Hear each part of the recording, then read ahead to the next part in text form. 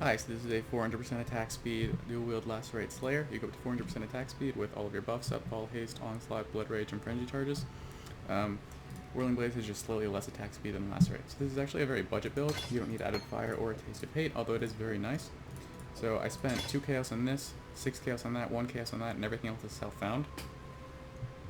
So the point of the build is to stack as much attack speed as possible, so you want very fast swords. You want 2 of them, with as much fizz damage as you can get, and abysses, pretty stock standard jewelry with flat fizz, life, resists, and accuracy, and then just fill out resists and life on your other gear.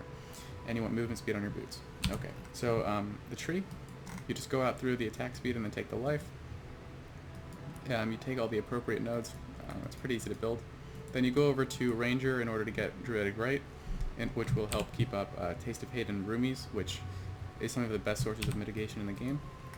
It's debatable whether or not you actually want to take Ranger. Another way to build this character is just drop all of Ranger and instead go up to Templar, take Life, and AoE. You end up with a lot less attack speed and damage, but you do get AoE and Life. So for jewels, you need one like this with a +2 mana gain on hit, and another one like this, which is Fizz attack damage leached as mana. And then you can get attack speed, fizz damage, crit multi, all that. So whenever you're running the lab, you want to drop the Abysses and replace it with Devotos. You actually can't use it because of the attributes that Abysses gives, but if you just unequip all of the things that you can't use, and then just whirl through everything as fast as you possibly can, which is pretty quick, especially once you get buffs up.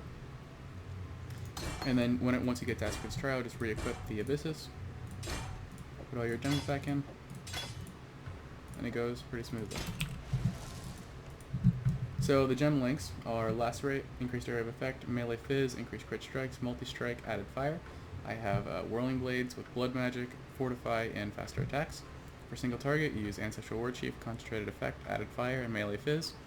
I have a cast when damage taken Immortal Call setup. It doesn't do all that much, but it helps against hedgehogs a little bit. Hatred, Ball Haste and Blood Rage with increased duration. And then Herald of Ice with Curse on Hit and Assassin's Mark. I also have Lightning Golem in there. Okay, so if you really want to min-max your DPS, what you could do is use a Series Promise instead of a second Life Flask, and if you really don't care about dying at all, you can use a Lion's Roar instead of a Rumi's Concoction, but I really don't recommend doing that because Rumi's is an incredible source of mitigation, and a second Life Flask, while it's probably not optimal, it makes mapping a lot smoother, especially when you're using Blood Rage. Okay, so I think that's everything. Thanks for watching, enjoy the build.